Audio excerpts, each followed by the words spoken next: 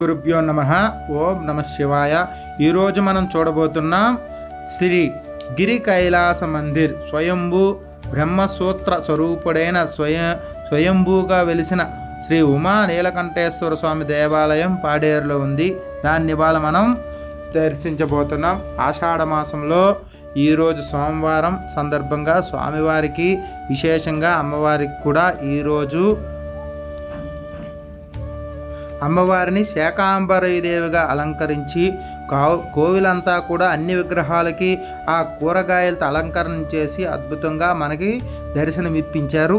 అటువంటిది ఈరోజు మనందరం కూడా దర్శనం చేసుకొని ఆ స్వామివారి కృపకి పాత్రులవుతారని, ఆ రాజరాజేశ్వరి దేవి మనందరికి కూడా నిత్యము అన్నానికి లోటు లేకుండా చూస్తుందని చెప్పి కోరుకుంటూ ఈరోజు మనం గిరి కైలాస క్షేత్రాన్ని దర్శించుకుందాం.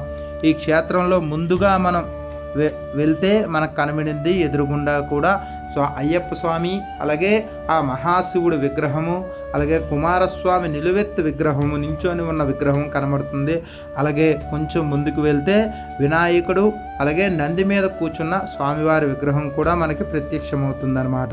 ఈ విగ్రహాలన్నింటినీ కూడా మనం దర్శనం చేసుకొని మనం ఇక ఆలయంలోకి వెళ్ళగానే ఎదురుగుండా కూడా మనకి తులసి కోట ఉండి, తులసి కోటను దగ్గర ఎదురుగుండా స్వామివారితో తులసి కోట దగ్గర మనకి ప్రత్యేకంగా ఒక త్రిశూలం ఏర్పాటు చేశారు. ఆ త్రిశూలం కూడా కనబడుతుంది. ఆ త్రిశూలం నుంచి ఇంకా ముందుకు వెళ్తే స్వామివారి యొక్క విగ్రహం ఉంటుంది.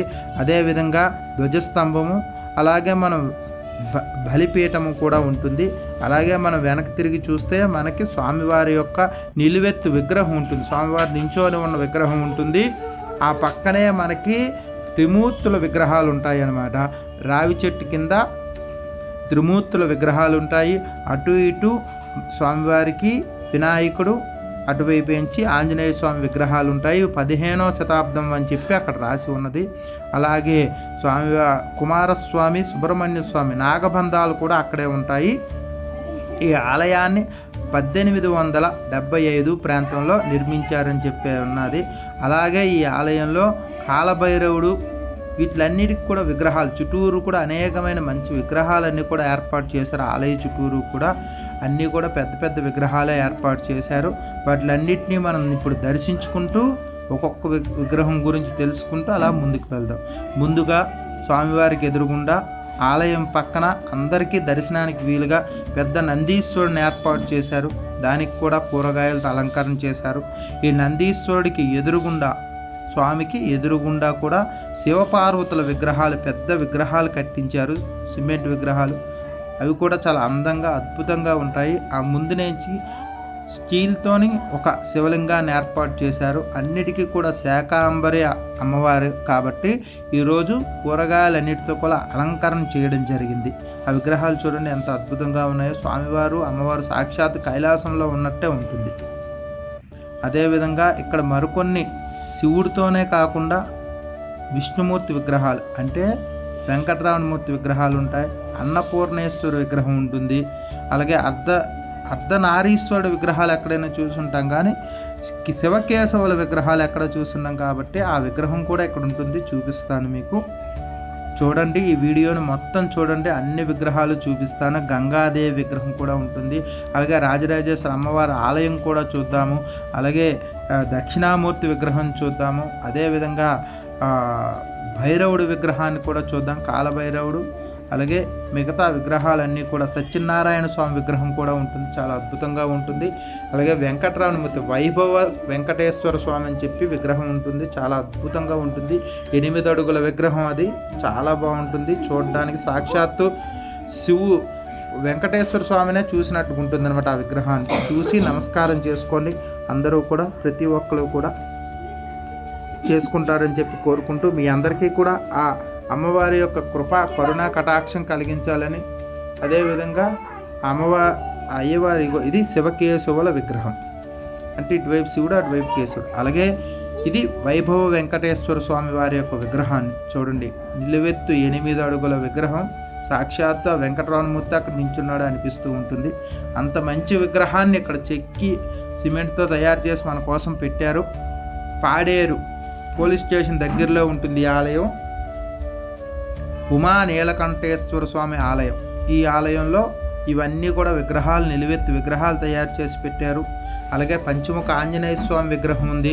అందరూ స్వయంగా అభిషేకం చేసుకుందికి ప్రత్యేకంగా ఈశ్వరుడు, నంది విగ్రహాలు కూడా పెట్టారు. శివలింగము, నందీశ్వరుని కూడా ఏర్పాటు చేశారు. ఇక సత్యనారాయణ స్వామి విగ్రహం కూడా అక్కడ ఎలాగుంటుందో ఆలయంలో అదే విధంగా విగ్రహాలు పెట్టారు ఇక్కడ. ఇవన్నీ చూసి స్వామి యొక్క కృపకి పాత్రలు అవుతారని చెప్పి అందరినీ కోరుకుంటూ, తెలియజేసుకుంటూ, ఇవన్నీ ఏర్పాటు చేసిన కమిటీ వాళ్ళందరికీ కూడా అభినందనలు తెలియజేసుకుంటూ, అలాగే దీనికి సహకారం అందించిన ప్రతి ఒక్కరికి కూడా ధన్యవాదాలు తెలుపుకుంటూ, పాడేరులో ఇంత మంచి అద్భుతమైన ఈ ఆలయం ఉంది కాబట్టి ప్రతి ఒక్కరూ కూడా ఈ మనకి ఎలాగా అందరూ కూడా పిక్నిక్లకి వాటికి వస్తారు. వచ్చినప్పుడు ఈ గిరి కైలాస మందిరాన్ని వీక్షించండి. చూడండి, దక్షిణామూర్తి విగ్రహం. అలాగే శివుడు పక్కనే శివుడు ఉంటాడు. ఇగో శివుడు, అందరూ కూడా అభిషేకం చేసుకునేందుకు వీలుగా శివుడు, నందీశ్వరుని పెట్టారు. ప్రతి ఒక్కరు ఇక్కడ అభిషేకం చేసుకోవచ్చు.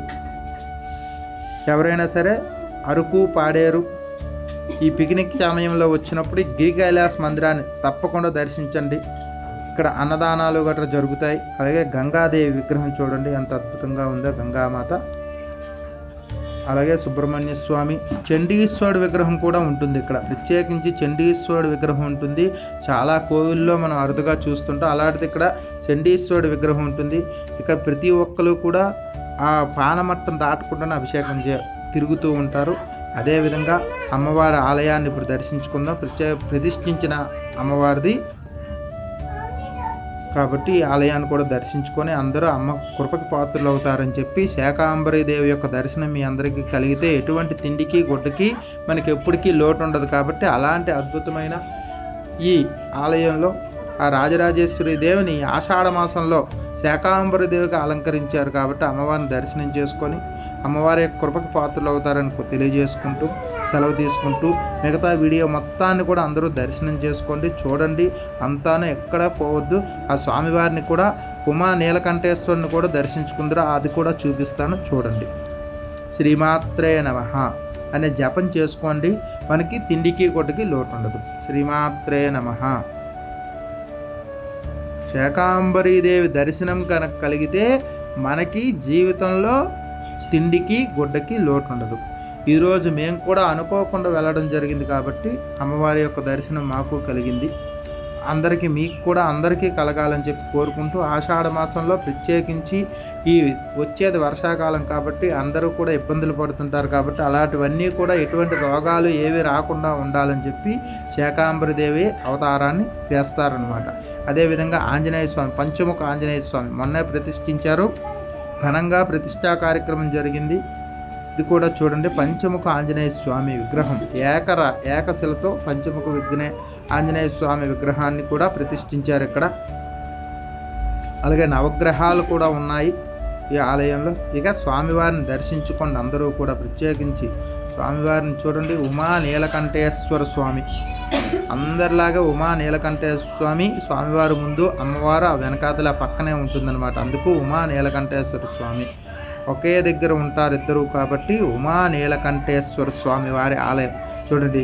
బ్రహ్మసూత్రం ఉంటుంది ఆ విగ్రహం మీద, ఆ శివలింగం మీద బ్రహ్మసూత్రం కూడా ఉంటుంది. అంటే ఆ మీదన కూడా స్వామివారి యొక్క మనం ముగ్గు వేస్తాం కదా, అలా ముగ్గులాగా చిన్నది ఉంటుంది. దాన్ని బ్రహ్మసూత్రము అంటారు. అది ఉంటే ఆ విగ్రహానికి స్వయంభూ విగ్రహం ఇది. కాబట్టి చాలా అపురూపమైన ఫలితాలు మనకు వస్తాయి దర్శనం మాత్రాన. ఈ చుట్టుపక్కల వచ్చిన వాళ్ళందరూ దర్శనం చేసుకోండి. శ్రీ ఓం నమః శివాయ.